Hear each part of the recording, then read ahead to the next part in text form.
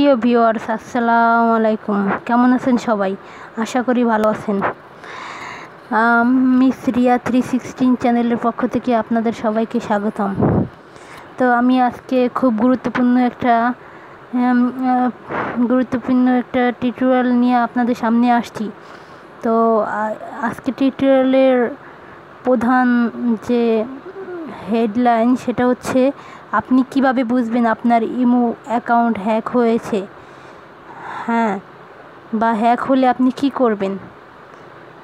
যাই হোক, তো প্রথমে যারা ইমো অ্যাকাউন্ট চালায় তারাই, যদি কখন আপনাদের সন্দেহ হয় যে আপনাদের ইমো হ্যাক হয়েছে, তো আপনারা প্লিজ প্রথমে আপনারা ইমো অপশনে যান।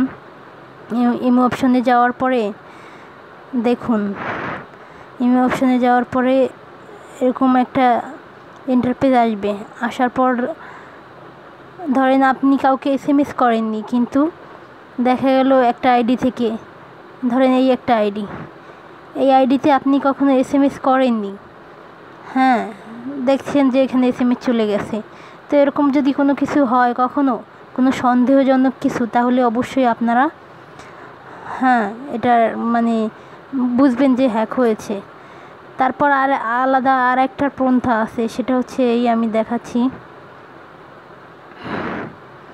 ধরেন আপনি এখন ইন্টারনেট ইউজ করতেছেন, সেটা ওয়াইফাই হোক বা মোবাইলের ডাটা কেনা যে MB হোক, যাই হোক, যা কিছু দিয়ে হোক, আপনি যেহেতু ইন্টারনেট ইউজ করতেছেন, তো আপনি ইন্টারনেট কিছুক্ষণ বন্ধ রেখে আপনার একটা ফ্রেন্ডের মোবাইল দিয়ে আপনি চেক করুন।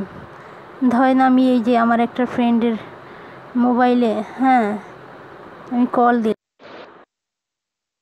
কলিং লেখা আসতেছে, ঠিক আছে, কারণ আমার ফ্রেন্ডের মোবাইলটা এখন বন্ধ, ঠিক আছে। আর যদি খোলা থাকতো তাহলে কলিং লেখা আসতো না, রিংগিং লেখা আসতো। তো আমি আপনাদেরকে বোঝাবার জন্য আমি আলাদা একটা অ্যাকাউন্টে কল দিয়ে দেখাই আপনাদেরকে, তাহলে আপনারা ক্লিয়ারলি বুঝতে পারবেন।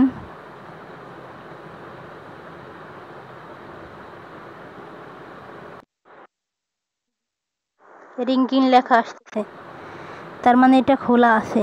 তো আপনারা আপনার ডাটা কেবলটা অফ করে, ডাটাটা বন্ধ করে, যে ওয়াইফাই চালান সে ওয়াইফাই থেকে ডাটা বন্ধ করে দিবেন, ওয়াইফাইটা অফ করে দিলেন, তাহলে তো আপনার নেটটা অফ থাকবে। নেটটা অফ থাকলে শুধু কলিং লেখা আসবে। আর নেটটা অফ করে অন্য একটা ফোন দিয়ে আপনার ইমো অ্যাকাউন্টে আপনি কল দিবেন। কল দেওয়ার পরে যদি দেখেন রিংগিং লেখা আছে, যেহেতু আপনার ডাটা বন্ধ, তার মানে তো আপনার রিংগিং লেখা আসার কথা না, রিং লেখা আসার কথা না।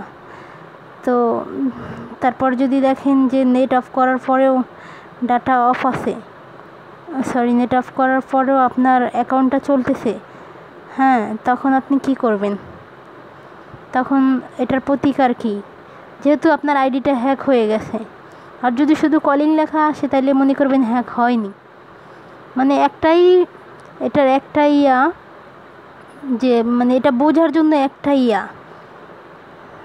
সেটা হচ্ছে এই, যেহেতু আপনি মেসেজ আসলে অনেক সময় দেখা গেল আপনার ইমো অ্যাকাউন্ট যে হ্যাক করছে সে কোনো মেসেজ কাউকে দিচ্ছে না, তাহলে তো আপনি বুঝতে পারবেন না। কিন্তু আপনি যদি করেন, আপনি যদি অন্য একটা অ্যাকাউন্ট থেকে আপনার অ্যাকাউন্টে কল দেন, তাহলে তো আপনি খুব সহজেই বুঝতে পারবেন, ঠিক আছে। অন্য একটা অ্যাকাউন্টে যে আপনার অ্যাকাউন্টে, ধরেন অন্য একটা অ্যাকাউন্টে যে আপনার যে ইমোটা, সেই ইমোটায় ধরেন আপনি কল দিলেন, অন্য একটা অ্যাকাউন্ট আপনি আপনার খোলা, তো আপনার ডাটা অফ থাকলে শুধু কলিং লেখা থাকবে। আর যদি রিংগিং লেখা থাকে তাইলে ভাববেন যে আপনার ইমোটা হ্যাক হয়েছে। যাই হোক, এক কথা দুবার বলার জন্য সরি। অনেকে বুঝেন না, তাই আমি রিপিট করলাম। তো সেটা প্রতিকার কি? প্রতিকার একটাই, সেটা হচ্ছে আমি দেখাচ্ছি। আপনি প্রথমে 3 ডটে যাবেন, 3 ডটে যাওয়ার পর সেটিংসে যাবেন। সেটিংসে যাওয়ার পরে ইমো অ্যাকাউন্ট সেটিংসে যাবেন।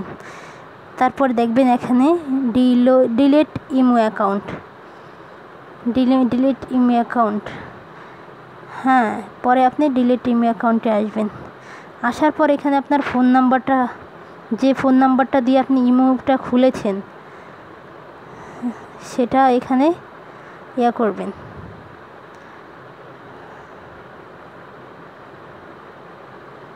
এটা যখন আপনার এই পুরো নাম্বারটা দিবেন, এখানে একটা লাল অপশন আসবে। আমি আমার সঠিক নাম্বারটা দিচ্ছি না, কারণ নিজের পার্সোনাল নাম্বার অনলাইনে না দেওয়াই ভালো।